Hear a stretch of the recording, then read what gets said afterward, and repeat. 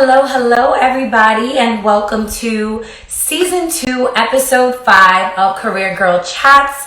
My name is Anna O, and I am the founder of Career Girl Lifestyle. I'm really excited about this evening's episode because we will be speaking with Jeanel Alvarado, who is the CEO of RETAILBOSS. So before I join Jeanel in, I am going to read her bio.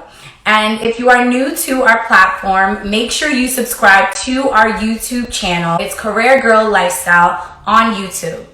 Jeanel Alvarado is the founder and CEO of RETAILBOSS. She is an expert in retail strategies, enabling social commerce, social media, and community building. She works internationally and remotely for clients across the globe. She has successfully helped clients from startups to small businesses to real estate and enterprises. She is a thought leader in the industry and speaks on topics relating to retail, fashion, beauty, and lifestyle. And on today's episode, she will be speaking to us about how we can be successful in e-commerce. So let me join Jeanel to the chat. Hi. Hi, how are you doing? I'm doing well. How are you? I'm great.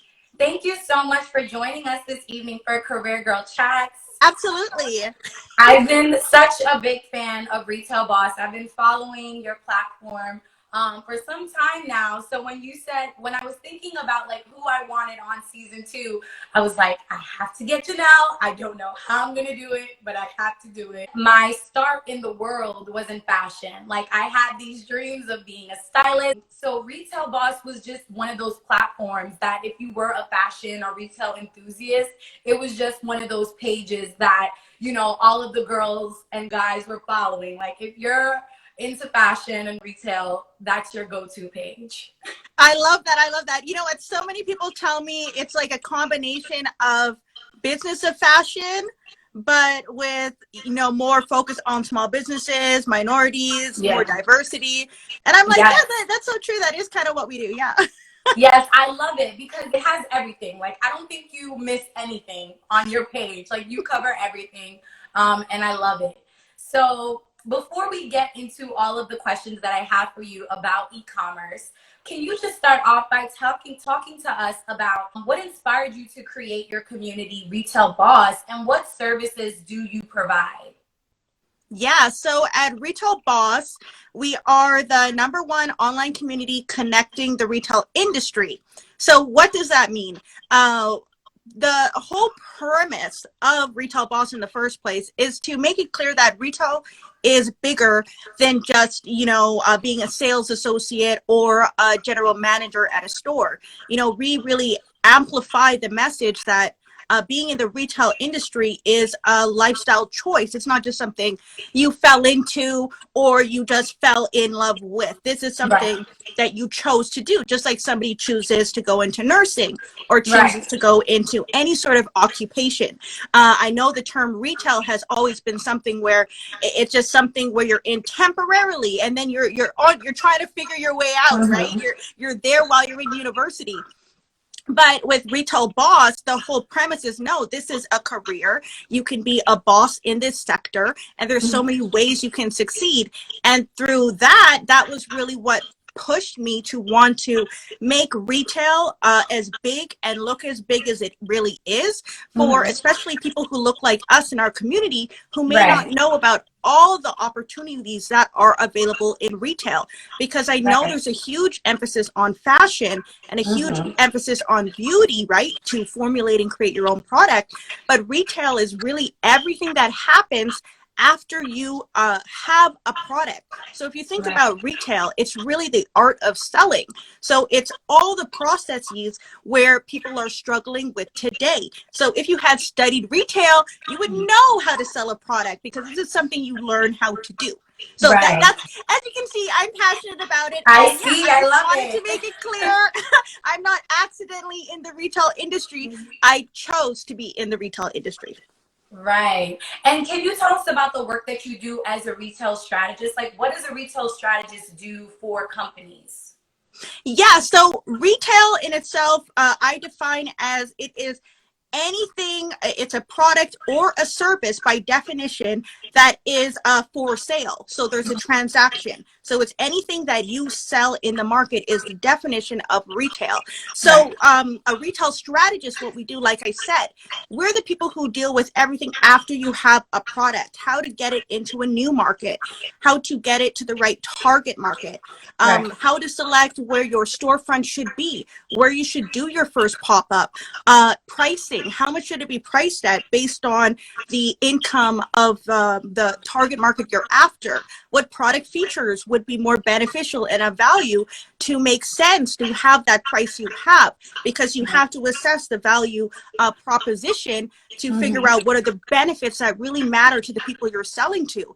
And that is all part of retail, and that is what I assist with. Let's talk about the ideation phase. So you have this idea of a product that you want to introduce into the market, and you want to sell it online. You don't want to do brick and mortar. You know that you want to go online.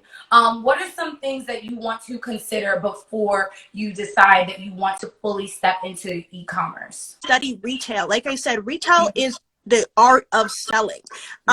So, you know, there's so many terms out here, and that's why I really press retail. But then people Google, they figure out, oh, so that's how I figure it out. Oh, that has to do with strategy. Oh, that has to do with this and that. So with e-commerce, the number one thing people need to understand is you have to have a sales process, right? We talk about sales funnels. That comes from retail. Okay, so funnels is what we've known all along. It's just these terms are becoming fancy now. But that's the thing, and that's a big thing as well. You can have product, and like I said, there are no short of creative ideas and creative products that are out here, but a lot of people are falling short on how to get it sold. Do you have to register your business or go through any formal processes to get started in e-commerce? And if so, what are those steps that you have to take? Yeah, you definitely have to register as a business. If you're operating from home, you can register as a home-based business, which is great. So that should be very quick. You should also make sure you're licensed in your city, wherever you may be. You have to pay to be licensed. So if anybody was to Google your business up, it says you are, you know, accredited to do business in the city, because people will do that depending on the business that you're in. So yeah, for e-commerce, yes, you just register your business. You have to adhere to, when we talk about shipping and everything else for e-commerce, there's a lot of other rules and tax rules that you have to be aware of. But to get started, yeah, just registering as a home business should be good enough for you to go and getting your licensing. Besides some of the obvious reasons, right, between brick and mortar and e-commerce, what are some other differences that people tend to not realize between the two? Yeah, well, I would say people still can't understand the difference in cost. A lot of people don't know how much it really costs to run a brick and mortar. So I feel like the people in the e-commerce world, they just come up with assumptions on how much it probably costs, you know, without doing the research. So it really depends, depending on the business. You know, physical retail does phenomenal for a lot of products, right? So products that people always need, and convenience products, and products that you're not going to order online and wait for because you need it today. You need to be in a physical location or kiosk or pop-up. And there's so many great strategies where we hear a lot about omni-channel, and omni-channel is really just bridging the two. It's e-commerce and physical retail together, right, in synchronization. And that's what we see a lot happening now with a lot of tech companies in the POS space. For anybody who does any stock investing, looking at retail related stocks are huge. There's so much technology in retail, and you know why? Why? Because the technology facilitates the sale, and companies care about selling. So any technology that helps enable a sale is the technology that gets implemented. Everything else can get cut off, but anything that enables and, you know, will increase the conversions and the sales and the traffic to the website, those apps aren't going anywhere. If anything, they're just more and more coming to the market and competing to be added as an application or utilized in a POS system in a physical location. You already mentioned mentioned some, but what are the major benefits of having an e-commerce store? Yeah, well, the major benefit is you can easily get started. Like I said, you really just have to do two things and you're up and running. There's so many different available options. You know, you could just do drop shipping, which I see is what most younger folks get into, especially millennials, Gen Z. They're all about drop shipping. They're all about retail arbitrage. They're all about, flipping vintage and selling on marketplaces like, Poshmart or any of those other Depop marketplaces. So it's just great because once you put a product on online, it's basically global. So you have a lot more reach on who can buy your product. So that aids in the selling process because traditionally in physical retail, you don't have that luxury to put out something that went to everybody. You had to really curate your space, your physical space, to ensure that you had the right products at the right price, at the right promotion, exactly how it needs to be for the customers who are coming in the door. Otherwise, you're going to be shut down and stuck with a lot of dead stock that you're going to be carrying around till next Christmas. It doesn't. It wouldn't work. I noticed that we're using a lot of retail jargon. Can you just for the people what part of it? What part of it was jargon? Right? For the people who don't know what drop shipping is, can you just briefly explain it? Yes, drop shipping is you don't house any inventory. So you don't have any physical product with you. What you do instead is you find products from a drop shipper, which is typically fulfillment center. It can be a manufacturer, but nowadays I'm seeing a lot of fulfillment centers which just house stock, so houses product. And what you would be able to do is if you find that product, you can have it on your website. You can charge whatever price you want. That's the great thing about dropshipping. You can really charge anything you want. And whatever margin that you get when you make that sale, you pay the fulfillment center or manufacturer, and you get the profit, right? The difference on what you priced, and they send it out for you. So you don't house anything.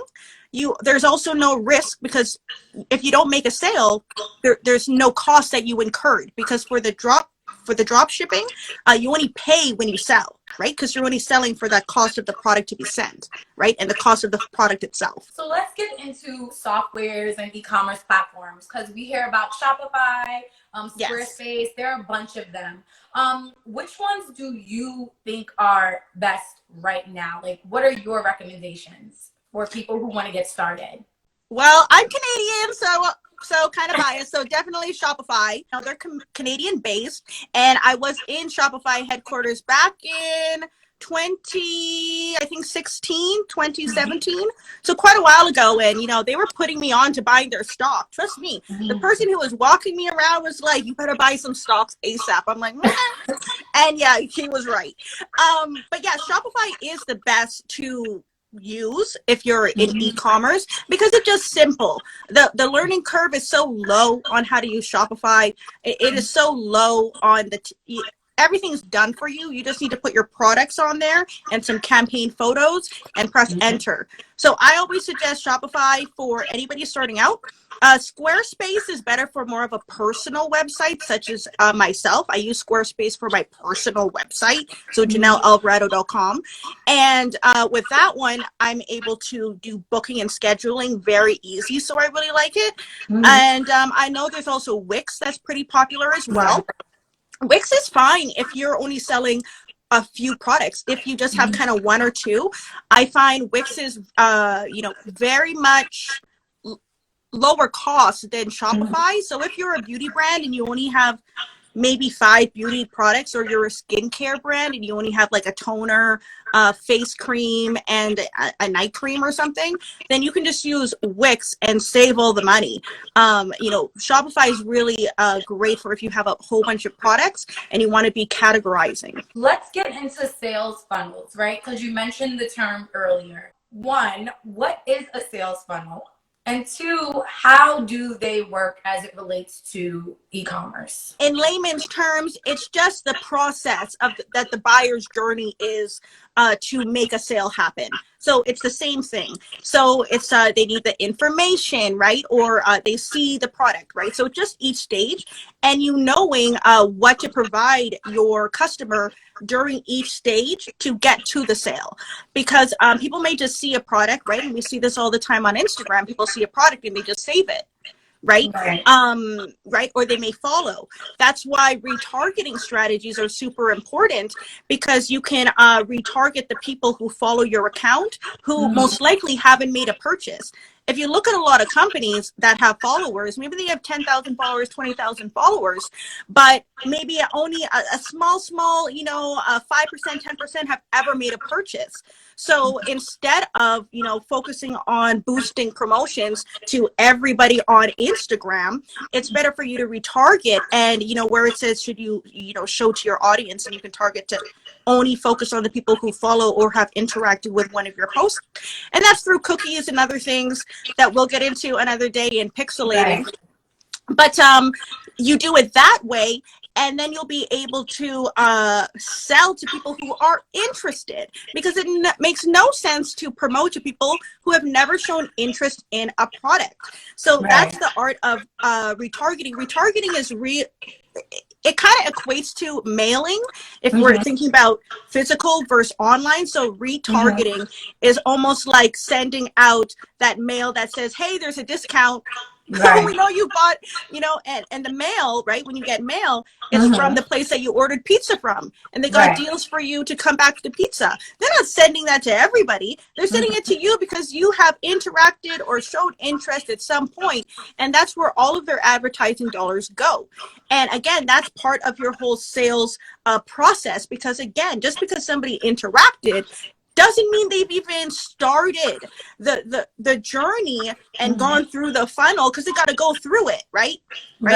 And then get there. So it's the art of having every stage done. So that could look like they follow, you retarget, or even on the website, you retarget with a 10% off, let's say, and they got to sign up to get it. So they sign up to get it on their first order.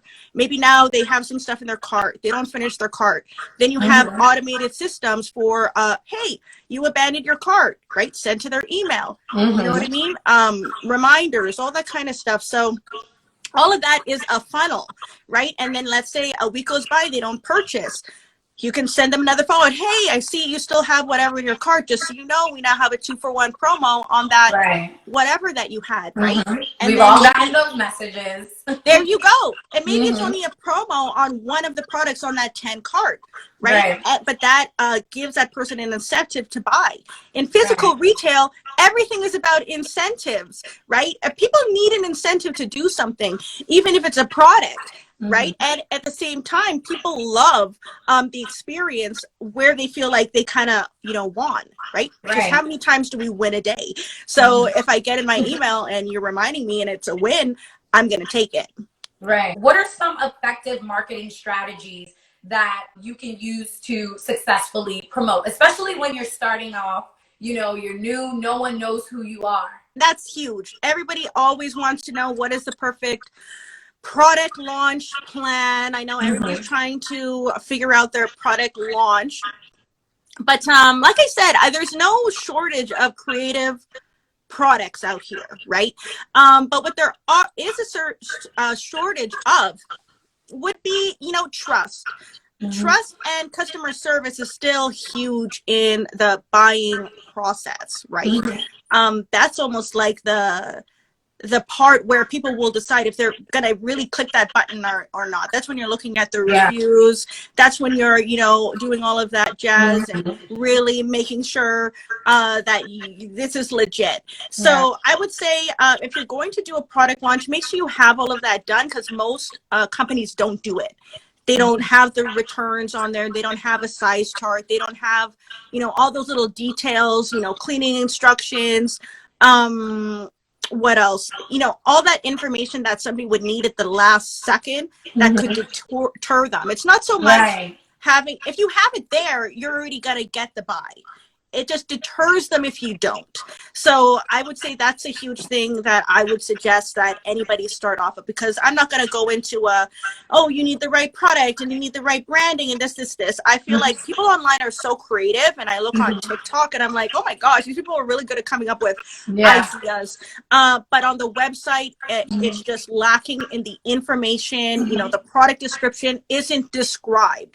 You know, the name of the product is not a description of the product, what's in the product, who can use it, who it's best for, even additional tips or advice such as blogs that can provide me in making sure it's good for me, right? A site that has a new product and they're, you know, helping me figure out which one that they're selling is best for my hair type, I would buy, rather than somebody who just had a new product with no information. I had no idea if it's for my hair type, no options.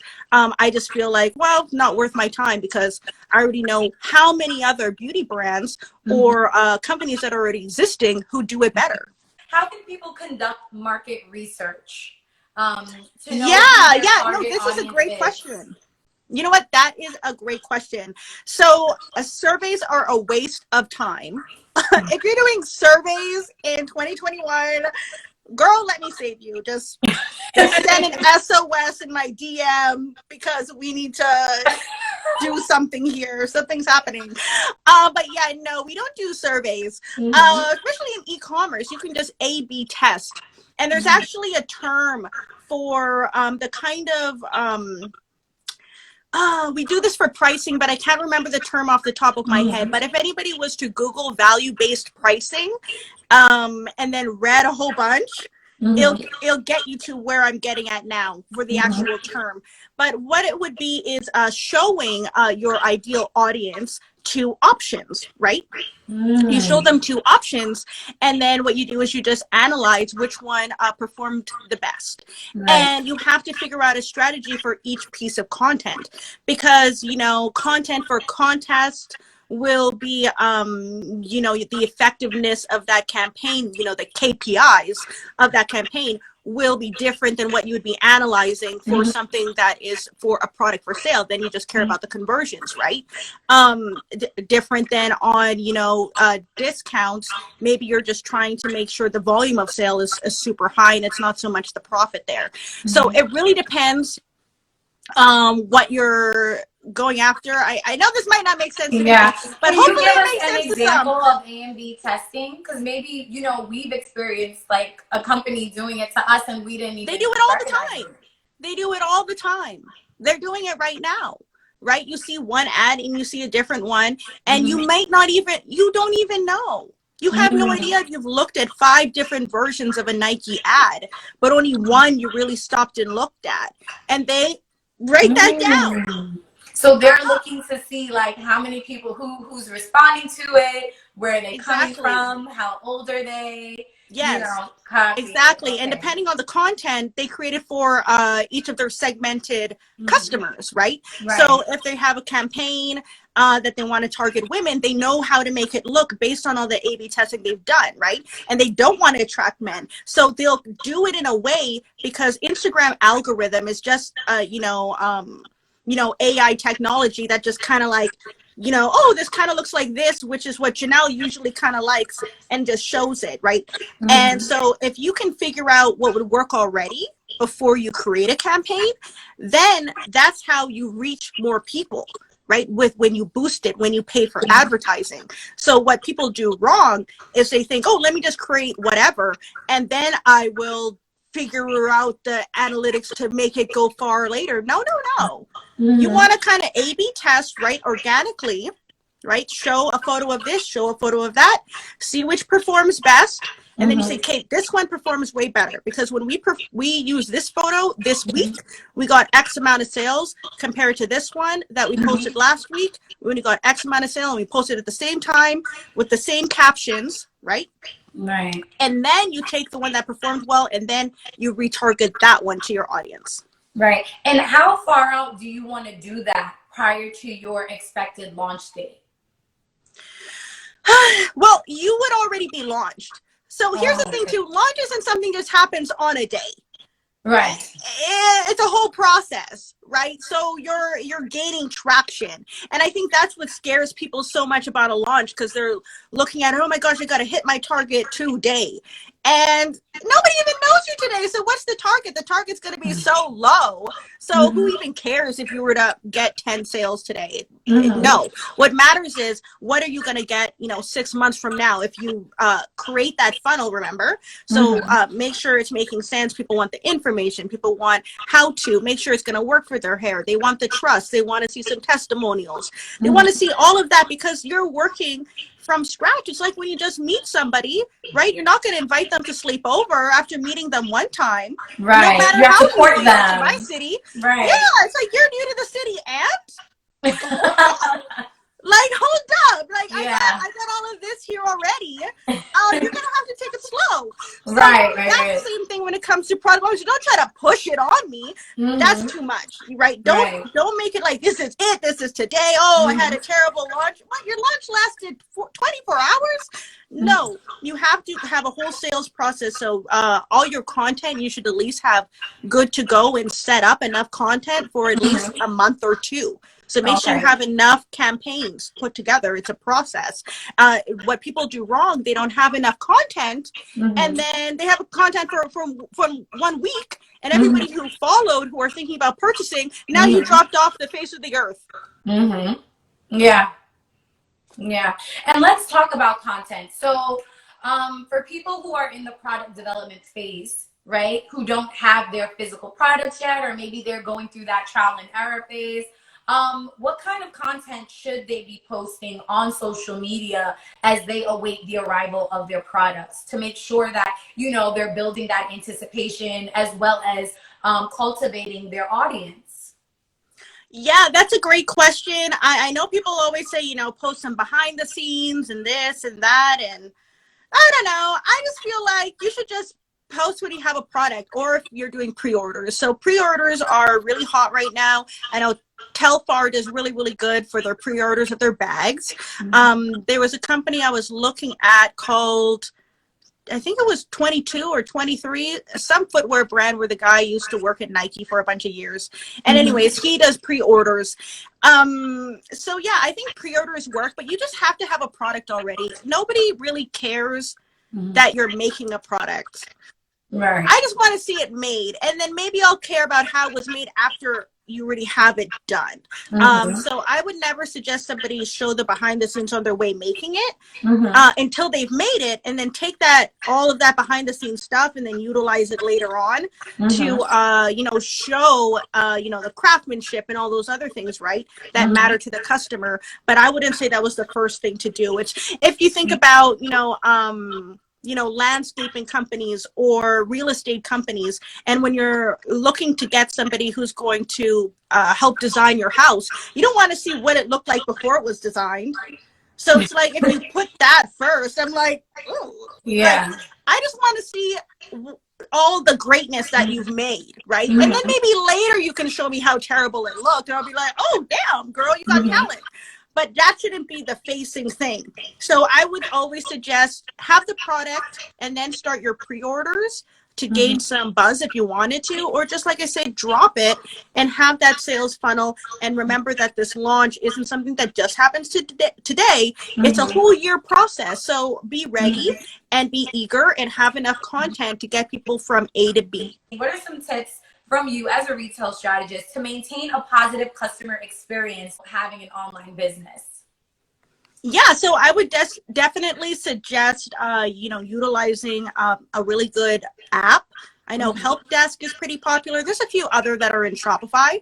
So it just makes it easier for, instead of every single complaint or anything that comes through to come through your email, because that's how it would automatically be, you to have an app that puts it in a different system that kind of, you can manage it better. So, you could be like resolved, right? You can file it, better. Because I find a lot of the times people can reply to the first email, but then they get lost in replying to the follow-up, because there's always a follow-up. Hey, where's my product? Oh, let me go check. Here's the shipping. oh, I tried it, it didn't work. And then now you've disappeared in all of the other messages that you have. So make sure you have an app to help you with at least, your customer service app. And then the other thing would be just make sure any other questions like FAQs, make sure you have an FAQ area. Right. Another thing is to make sure your return information, exchange information, size chart are all on the product page. Do not make people look around your website to find a return policy, because they won't look. And you know where they'll go? They'll go to your DM to ask you. They'll go to your email to ask you. And every day you'll have 100 messages of the same questions. What is the return policy? How many days would it take it to get to here? Yada, yada, yada, yada. So make sure you have all that information on the product page itself. So the individual where I see the shirt I want, the information is there. And if you don't have that on your Shopify, because some of the templates come with it and some don't, you can just add an app that they have a few. It's either called Tabs or there's also Accordion. And it's just an app that you add, and then it gives you those additional tabs on the product page that you can put a size chart. You can put all of those policies there. And then the last thing that I would suggest is just make sure it's very clear for your shipping. So also another app you can add is a tracking app for shipments, where it's so much easier for the customer to search the tracking code on your website instead of them having to go to UPS or whatever corresponding FedEx that ship the item that they get in their email. And the email, so when the email sends, it sends the code, but then it also has, hey, feel free to search here now, and it's also a tab on your website. So again, there's so many ways you can mitigate having to deal with FAQs. And then that will enable you to do really good customer service, because you're focusing on other questions that your page doesn't already answer, and just simple things to aid in the buying process. Right. And you brought up something else that just sparks another question. Websites, right? I always hear about like the do's and don'ts of websites and making sure you have certain things on that front page. Can you kind of give some tips on the things that you want to do and not do when you are starting off in e-commerce, as far as it relates to the website building?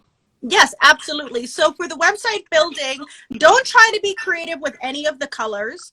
Don't try to change text colors or make the background of your website purple or whatever else creative stuff. You leave that to the products. Don't try to be too creative with your website. People just want, and this is a very popular word, a responsive website. So responsive is just a key term used for a simple interface that typically everybody enjoys. So, when you look at Amazon or Etsy, it's very simple how it's laid out with the search bar on top, the categories there, the drop downs, that's, just the norm of what you follow. It's a blueprint. So don't try to do anything wacko on your website, because that will just detour everybody, and they'll be like, yeah, this is definitely owned by some newbie who doesn't know what they're doing, and you don't want to look like that. So number one, don't be messing around with your template. If you're going to mess around, make sure it's just on your creative products. Make sure it's on your creative campaigns, and that's huge as well. So for your creative campaigns that you do, make sure it's in a theme. So everything that sells really well is theme-based. And in retail, this is something that we are just masters of. So, in March, it was Women's Month, right? And so with that, any kind of campaigns, if you go to some of the top retailers, should be about women empowerment or have some women wearing their stuff, all that kind of stuff. So you got to follow in what's hot now, right? To have on your site. And then same thing, you go from there in every single season, right? Valentine's Day, you want to have red and you want to have this and that. So that is key in making sure that you draw attention to your brand during those holiday times, because it is competitive. And if you're not doing it, somebody else is making the sale. Because during Valentine's Day, people got to buy their lingerie sets, but are they going to buy it from you, or are they going to buy it from your competitor, right? And they're going to buy it from the person who's in their face with the campaign telling them, hey, buy this now. So Right. I would say the campaign. So that would be my suggestions. Also SEO, I talk highly about, key terms, but the homepage isn't the end all be all. Mm-hmm. So it's really about your product page. So your individual products is where people will actually find you, or on your category page. So your category page is where it says, dresses or pants with an S, Right. right? So that is where people most likely will come from Google, right? Mm-hmm. People aren't going to land on your home page unless they're just searching your actual website name. So Right. if you want to be discovered and you want your product, your individual product to sell, which should be your end goal, you have to focus on that product page. You said retail is a money-making game. So what are some key metrics to track in any e-commerce model? Yeah, you know what? Tracking is so easy nowadays with Shopify. But there's some other things, bounce rate is important. That's if people come to your page and they bounce immediately, then you got issues with your page. Maybe your page is too slow. You can Google, on the online page speed, you can go see how slow your page loads. Another thing about e-commerce, currency. The currency you use on your website will attract the market that you're after. That's just another Google algorithmic type thing. So if you want people from the US to be buying from your site, make sure you sell in US currency. If you want people from, wherever else, you have to sell in that currency. There are, currency switching apps that you can have in the Shopify store, and you've got to use a third-party provider, but that's fine. If you want to be more global based, definitely you could do that. Or you can have multiple sites with separate currencies, which is usually what small businesses will do.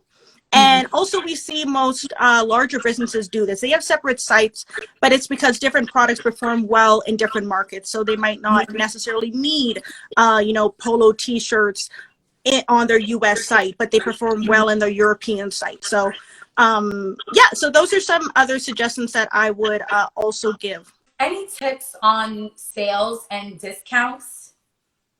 Yeah, so I know so many people are always like, don't do sales, but I'm in retail, so we're trying to make money, right? We got to sell it. So if something's not selling, yeah, we put it on sale. It just is what it is. So, if everything could be, what we wanted in life, all, rainbows, then, right, if billion-dollar companies do sales, then what else can I say? And you might be saying, oh, Jeanel, well, the luxury ones don't do it. Oh, yeah, they do. They got outlets. They already have a whole business doing that. And then as well as all the other stuff they're doing behind the scenes in the resale, when you think it's resale, but they be owning a lot of these companies. So definitely during the holidays, you have to jump on any kind of, it doesn't have to be a sale. It could just be a promotion. Right? Or it could be just, certain bundling that doesn't happen every year, right? It's the way you kind of present it to your market. So maybe you don't want to do a discount on an individual hair product, but you want to sell as much volume because you have a lot of overstock of the year. So that's why you see a lot of bundling at the end of every year in December, because companies are trying to get rid of as much as possible. So it might be like, hey, now instead of just getting this shampoo, you're getting that shampoo, the conditioner, this, that, whack, you put it all together, and it's going to be discounted as a package, but this is a limited time offer and buy now. So then for the consumer, it doesn't really feel like you lost out, and you feel like, oh, well, why did I pay for my individual bottle? Right? It feels like, oh, let me get this because this only happens one time and awesome, and they're happy. So it's all the way you do it. Again, like I said, retail is about sales, but it also is about delighting your customer. So you always want to have moments where you can delight your customer. So it might not be a sale, but it might be something else that you're offering. Even luxury companies, they delight their customers by, having more, they might have, smaller, wallets and stuff like that, right? More accessible luxury items, right? Which are way cheaper than, their designer bags. But again, that's to delight the customers, because not everybody wants to spend X amount of money. And then they still keep that luxury way. So it depends how you look at a sale or promotion, but it definitely is necessary as a brand to be a part of it. If you never do a sale, promotion, a bundle, or anything, I don't really know. I'm going to buy from the person who does that holiday, and then now I have all of their products to use for the rest of the year, and now what? Right. And two more questions. Pricing, right? The big magical question. How do you even create your prices for your products? Like, what are the things that you're considering to say, I'm going to charge $50, I'm going to charge $85, so on and so forth? Yeah, you know what? Great question. So I talk about this a lot. I know majority of the time people do cost-based pricing, which is you figure out how much it cost you to make it, how much time it took you, the labor, the delivery, all of Yeah. that. And then you say, you know what, and I don't want to charge too much, so I'll just, double it and cover my costs and make a small amount.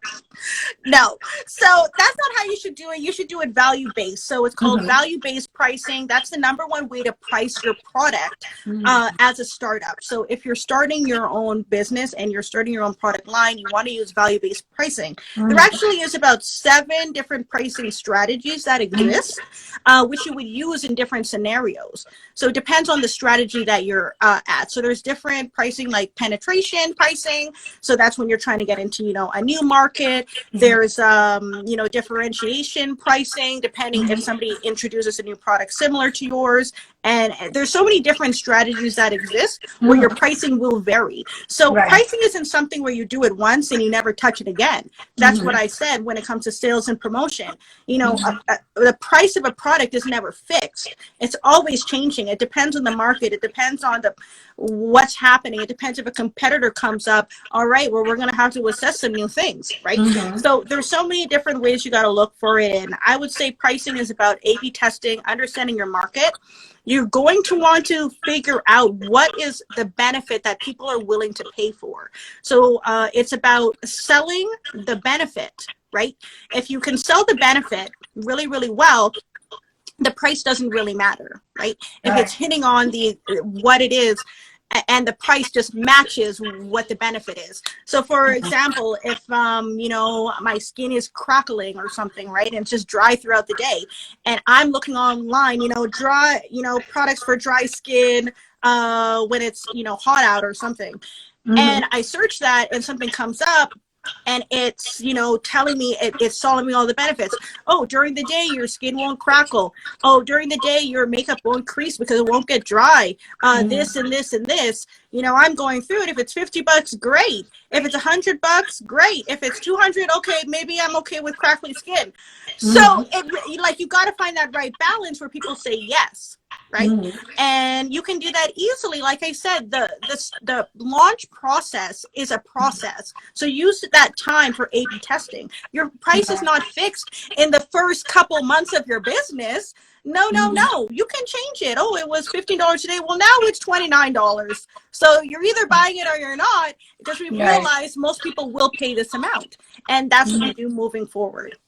And a great example is when we look at Louis Vuitton and all of these luxury companies, they're increasing the price of their bags and nobody is complaining. So you can increase your prices too. Right. That's true. And is this what you do with your clients? Like you sit down and you walk them through the entire process? You know what I do with my clients, I primarily just do the work, right? Because explaining everything, Right. it's better for me to just do it. And then by doing it, you see what I did. And Right. then you know how it's done, right? So it's more about me showing you what works for your business and helping you through that process, but you can do it yourself, right? And because like I said, retailing is a skill, right? That's why when we say, it's about the money, but the whole premise and definition of retail is to make a sale. So what I studied, that's the goal. It's not like my goal in life is to make money, but my job in retail is just that, right? Just like if somebody is a home builder, you have to build a home. So your goal is to build houses. So you don't look at it any other way. It's not to build part of a house, because we know it doesn't sell. So that's the same when I approach retail. It's like, you could, but why? Because there's always a buyer when you're ready. If you do it the right way, you don't have to worry too much. It's just the front end work has to be done beforehand, for then when you're ready to launch, you're good to go. Besides fashion and beauty, do you work with clients in any other industries? Yes. So I'm doing a lot of stuff in like here in my city, even just in like landscaping or contracting, you know, B2B sales. Yeah, you'd be surprised. It's just a skill. It's just once you're good at it, it's just like you just know how to do it. So it's just figuring out, you know, what's your product, what do they really care about, fixing how things are done, you know, assessing the pricing a bit better, and then A/B testing. Once you see what works, then there you go. Then it naturally increases the sales, because that's the whole point. Like I said, it's a process. If you can figure out the process for your target market, for your products, you know, and have that right marketing mix, you can't go wrong, because it's a strategy, right? It's just like clear as day, and anybody with that roadmap can succeed with it. How do you see e-commerce, and in particular digital marketing, changing in the future? So I talk about this all the time, and it's basically what I do. So I really think the future is community commerce. So everything is about community. So you know how we used to look at what our friend would recommend, right? You know, that's still going to be a thing, but even more so, it's going to be what our community, because think about it. A lot of us have, at least for me, I get along with a lot of different type of people. So I know if my friend recommended something, I'm like, girl, you don't even like spicy food, so I don't really trust your viewpoint, right? But it's true. Think about it. Like, there's some friends you already know, you're like, I'm still gonna, you know, have to fact check this. So that's why I feel like community commerce is the future, where, you know, it's more social, right? Social commerce. So it's more about finding your tribe, your niche, online, and you're going to kind of take their recommendations more than you would, you know, a friend or a family, because you feel like these people are the people with the closest common interests. So so I feel like we're gonna see a lot of companies invest more in community building community, because recommendations will go so much further there and translate to sales. Right. So if you are a brand, and like, you know, Lululemon, for example, does this so well. They have a whole community. You know who the people are who buy, you know, Lululemon, how they kind of would be, and you relate to them. So I would say if people in that community, right, it's not even about if everybody accepts the new product. If people in the community are accepting the product, then you're most likely to accept that product as well. So we see brands focusing more on creating community, creating spaces, creating events to do this, to introduce their product there, because those early adapters, they're not only early adapters anymore, they're the people who ignite it. So really, even just a small community of everybody wearing it ignites it.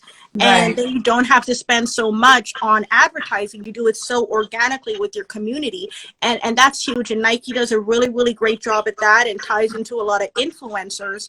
And so yeah, that's what I would say the future would be. I'm so happy to have been here and be part of this discussion, so thank you so much for having me. If you want to contact me, find me on LinkedIn and we'll connect. So, you know, Jeanel Alvarado, if you can do that, then we can talk. And if you want to tap in with our community, you go to retailboss.inc on Instagram, or retailboss.co on Google. You can search us up. You can become a member for free, and we have tons of free resources there for you. Jeanel, thank you so much for your time, your wealth of knowledge. I have a lot of homework to do myself, right? I have to play this back for me too. You'll do great. Thank you for your time. Thank you for everyone that's watching. Have a great night, Jeanel. Bye. Thank you. Bye.